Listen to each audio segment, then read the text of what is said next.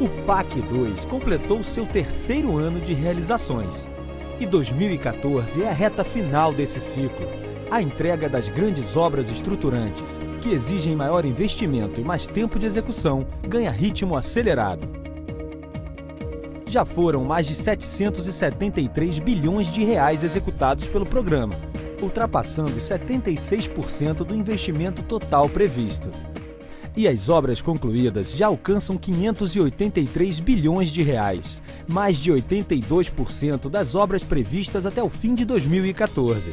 O resultado de tudo isso a gente vê nas ruas, sente no dia a dia e comprova com números. Desde o início do programa, a frota de caminhões pesados aumentou em 89% no país. E a movimentação de cargas nos portos cresceu 32%. Com tantas obras em andamento, o PAC 2 contribuiu para alcançarmos, no final do ano passado, a menor taxa de desemprego da história, 4,3%. Com o trabalho dedicado de cada brasileiro, o PAC 2 gera oportunidades, transforma a vida das pessoas e torna a nação mais competitiva. São obras que fazem a diferença, construindo peça por peça um Brasil melhor para todos os brasileiros. Nosso balanço começa com os investimentos do PAC 2 na área de geração de energia, que aumentaram a capacidade do parque gerador brasileiro em 10.200 megawatts nos últimos 3 anos. Isso é o suficiente para abastecer as cidades de São Paulo, Rio de Janeiro e Belo Horizonte juntas. Um aumento que atende à demanda energética de um país que cresce cada vez mais, levando energia elétrica para a indústria, comércio, grandes centros urbanos e para milhões de brasileiros. Obras importantes entraram em operação, como as hidrelétricas de Jirau e Santo Antônio, em Rondônia. As duas juntas são responsáveis por cerca de 26 mil empregos diretos e terão capacidade de gerar 6.900 megawatts. Ainda na região norte, se encontra Belo Monte, a maior usina hidrelétrica em construção do mundo, que emprega 20 mil trabalhadores. Quando pronta, será a terceira maior do planeta em capacidade de geração de energia, com potência instalada de 11.200 megawatts. Quando eu vim para cá, estava desempregada já há um tempo no Maranhão. Quem quisesse fazer operador de qualquer que fosse o equipamento, teria que se deslocar de Altamira, que aqui não tinha. Aí aqui o Capacitar chegou, aí a gente teve essa oportunidade de estar fazendo tudo ali, tendo a noção já do trabalho. Muito importante, né? Só em participar aí da terceira maior obra do mundo, para mim já é uma satisfação muito grande, né? A usina foi planejada em regime de fio d'água, que permite a redução expressiva no tamanho do reservatório de água. Um compromisso fundamental de Belo Monte é levar uma vida melhor a toda a população da sua área de influência, como em Altamira.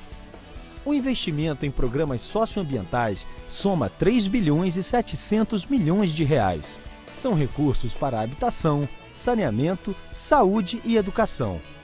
Famílias que viviam em palafitas nas áreas de risco estão recebendo moradias de qualidade, garantindo assim uma vida mais digna, com segurança e conforto no dia a dia. Novas escolas e postos de saúde chegaram, trazendo educação e melhorando o atendimento ao cidadão. A gente andava uma distância quase meio quilômetro assim, para ir buscar uma água saudável para a gente tomar. Nós tínhamos cerca de 12 mil casos. Encerramos o ano passado com apenas 1.500 casos. Não temos mais registro de óbitos por malária. A gravidade da doença também diminuiu. Onde havia um lixão a céu aberto, agora há um aterro sanitário. Está em construção o sistema de saneamento básico. Também foi implantada a Casa de Governo, responsável por articular as ações do governo federal na região e facilitar o diálogo com a população local. As novas usinas de Rondônia se integram à rede nacional por meio da interligação Madeira-Porto Velho-Araraquara, que tem 2.375 quilômetros até chegar à região sudeste. Com isso, a energia gerada é distribuída para todo o país. E a energia elétrica precisa chegar a todos os brasileiros. Hoje, o país avança para conquistar essa meta com o programa Luz para Todos, que completou 10 anos no final de 2013. Já foram 3.750.000 ligações por todo o Brasil. 15 milhões de pessoas beneficiadas e quase 500 mil de empregos gerados. O PAC 2 também investe em projetos de exploração e refino de petróleo e exploração, produção e transporte de gás natural, estimulando toda a cadeia da indústria ligada ao setor, além de gerar empregos e desenvolvimento econômico para o país. Um bom exemplo é o Complexo Industrial Portuário de Suape, em Pernambuco, onde estão localizados a refinaria Abreu e Lima, a Petroquímica de Suape e os estaleiros Atlântico Sul e Vard Promar. Ainda este ano, Abreu e Lima vai elevar a capacidade de refino no Brasil em 11%, processando 230 mil barris por dia, suficientes para suprir o consumo atual de diesel de toda a região Nordeste. Abreu e Lima emprega principalmente mão de obra da própria região, fortalecendo a economia não só de Pernambuco, mas de todo o Brasil. São cerca de 45 mil empregos diretos e 135 mil indiretos. Os dados falam por si. Desde o início do PAC, a geração de empregos em Ipojuca, onde ficam a refinaria e os estaleiros, é maior que a média nacional e que a média do estado, beneficiando os jovens profissionais e dando novas oportunidades para os trabalhadores. Aqui só tinha cana. O jovem não tem oportunidade. Hoje, quando ele sai da escola, ou até mesmo estudando, ele já pensa em entrar na área naval. O estaleiro está capacitando as pessoas para aprender a sua profissão, dando condições de trabalho para as pessoas, para que ele possa aí, cada dia mais, manter sua família dignamente. O estaleiro Atlântico Sul trabalha a toda velocidade e contribui para a consolidação da nossa indústria naval. Além dos petroleiros em construção, a plataforma P-62 já opera no campo de Roncador, na Bacia de Campos, e se une às plataformas construídas em outras partes do Brasil, como a P-55, P-61, P-63 e a P-58, para atuar na exploração de petróleo do pós e do pré-sal. Abreu e Lima e Atlântico Sul são dois empreendimentos fundamentais para a exploração do pré-sal, enquanto o estaleiro constrói os navios, plataformas e sondas de exploração, a refinaria se prepara para receber o petróleo e produzir combustíveis e derivados.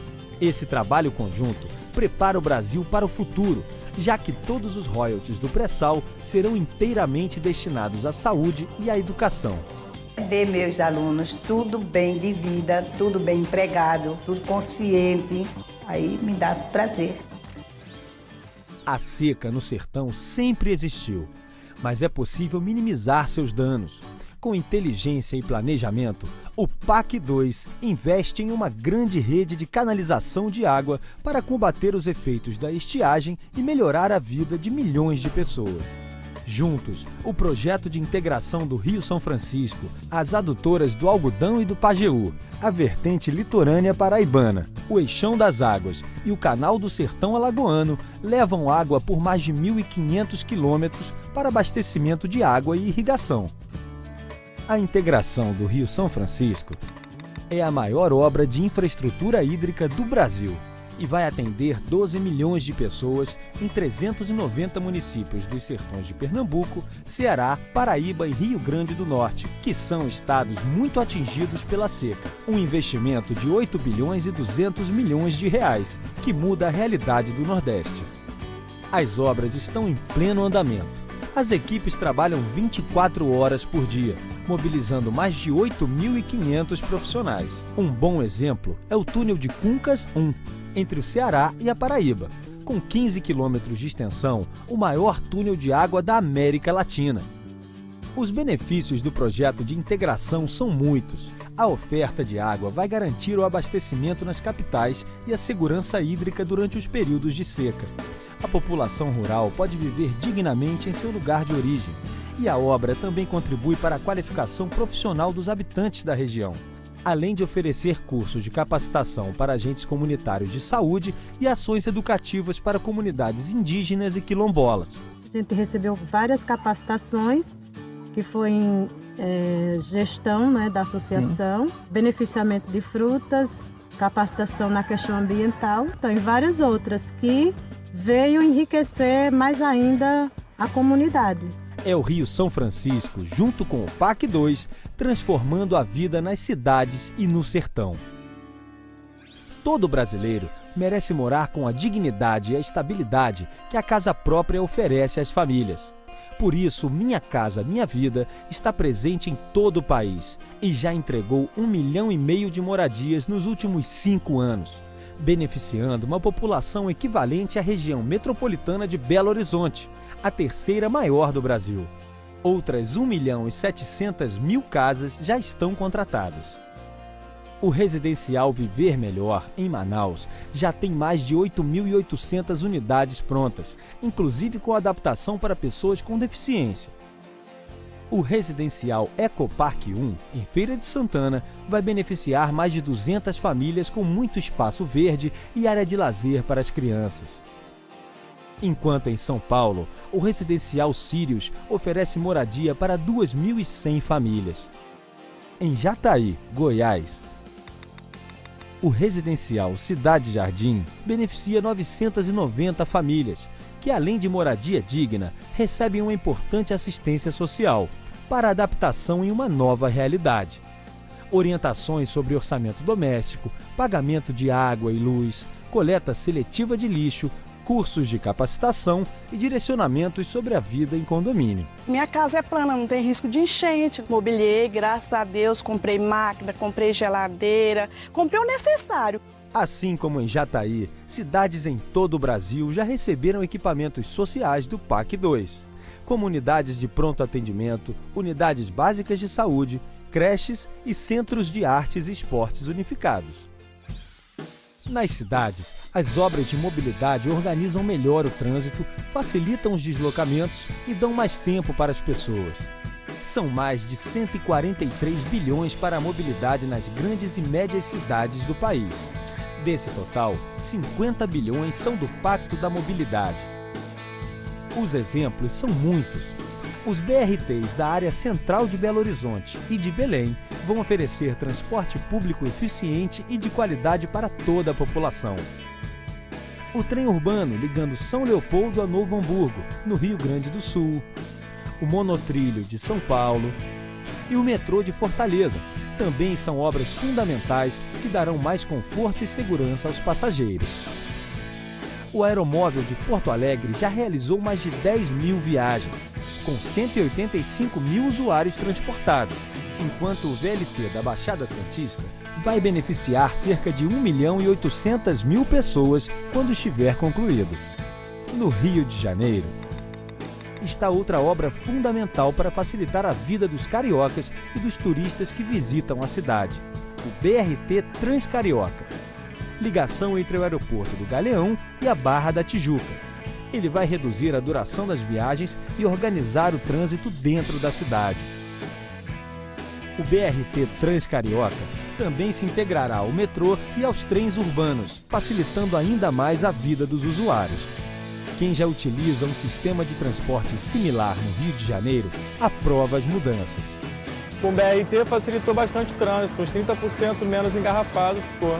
O BRT Transcarioca vai facilitar mais ainda o trânsito. Tem ar-condicionado, as cadeiras são mais confortáveis, né? E também o tempo. Porque antes a gente ficava no trânsito, né? Parado muito tempo no calor. E agora não, o BRT ele tem a passagem dele livre, né? Ele não fica preso.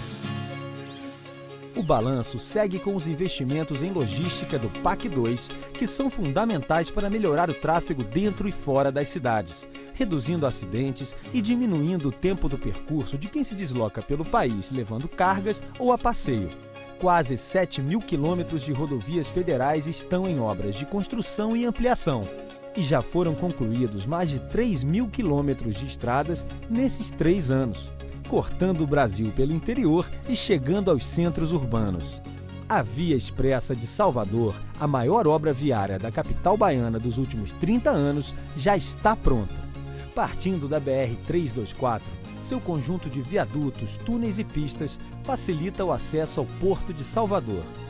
Indo para a região sul, na BR-376, a construção do contorno norte de Maringá separa o transporte de cargas do fluxo urbano, dinamizando o tráfego, reduzindo o tempo de viagem e o custo do transporte. A BR-448, também conhecida como Rodovia do Parque, foi construída para desafogar o trânsito na região metropolitana de Porto Alegre. A nova BR-448 diminui acidentes, facilita a circulação entre os municípios e melhora o escoamento da produção gaúcha. Hoje, com a abertura da 448, uma via expressa com 3 acessos e 3 saídas, o fluxo se diluiu.